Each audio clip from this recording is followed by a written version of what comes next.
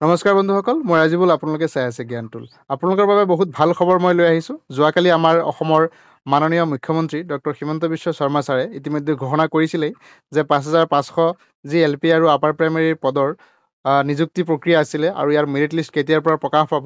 ইয়াৰ ইতিমধ্যে ফাৰ্ষ্ট ফেজৰ যি document verification তাৰ যি নটিচ সেয়া ইতিমধ্যে আপোনালোকৰ মোবাইলৰ স্ক্ৰীণত দেখিব পাৰিছে। এয়া যে যি নটিফিকেশ্যন আছে ভেৰিফিকেশ্যনৰ সেয়া ইতিমধ্যে ওলাই গৈছে। ইয়াত আপোনালোকে চাব পাৰিব।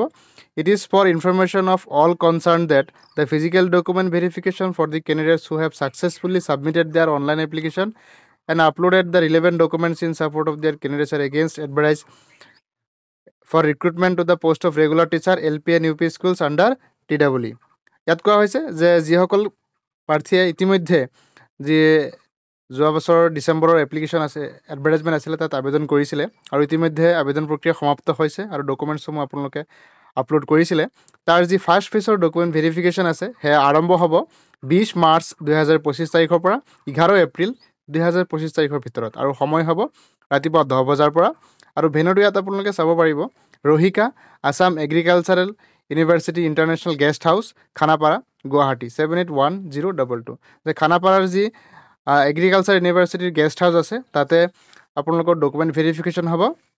আৰু ইয়াত কিয় হৈছে যে প্ৰথম ফেজ যোনটো আছে সেইটো 20 মাৰ্চৰ পৰা 29 মাৰ্চলৈকে হ'ব আৰু second phase document verification will be started with effect from 1 April 25 to 11 April 25।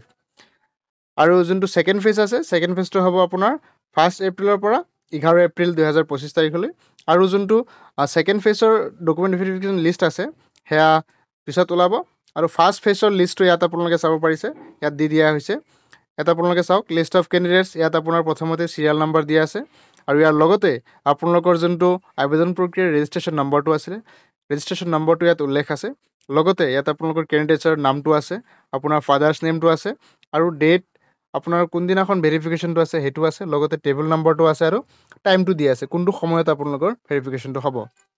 ইয়াত আপুনি যদি চাই প্ৰথমতে চাওক, ইয়াত দেখিব পাৰিছে যে পুলিন নাথ নামৰ কেণ্ডিডেটগৰাকীৰ যি ৰেজিষ্ট্ৰেশ্যন নম্বৰ আছে সেয়া ইয়াতে ফাদাৰ্ছ নেমটো মিলাই চাব আৰু আপোনাৰ কোনটো দিনত আছে 20 মাৰ্চ আছে, টেবুল নম্বৰ 1ত আছে, ৰাতিপুৱা 10 বজাৰ পৰা 1 বজাৰ ভিতৰত।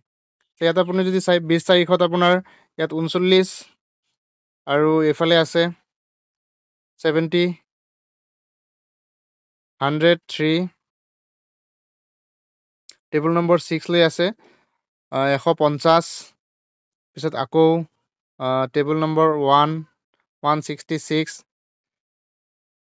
টাইমটো ইয়াত আপোনালোকে চাব 2 বজাৰ পৰা 5:30 বজালৈকেও আছে, মানে ৰাতিপুৱা 10 বজাৰ পৰা আবেলি 5:30 বজালৈকে ভেৰিফিকেশ্যনসমূহ হ'ব আপোনালোকৰ। ইয়াত চাই 20 তাৰিখে আপোনাৰ বহুত কেণ্ডিডেটৰ আছে, অনুমান ইয়াত 299 অৰ্থাৎ প্ৰায় 300 কেণ্ডিডেটৰ আপোনাৰ 20 তাৰিখে আছে। ইয়াৰ পিছত 300 কেণ্ডিডেটৰ 20 তাৰিখে আছে, ইয়াৰ পিছত 21 তাৰিখে আছে আপোনাৰ। ইয়াত চাওক, আপোনালোকে নিজৰ নামটো ইয়াত চাৰ্চ কৰি পেলাই ওলাই ল'ব পাৰিব।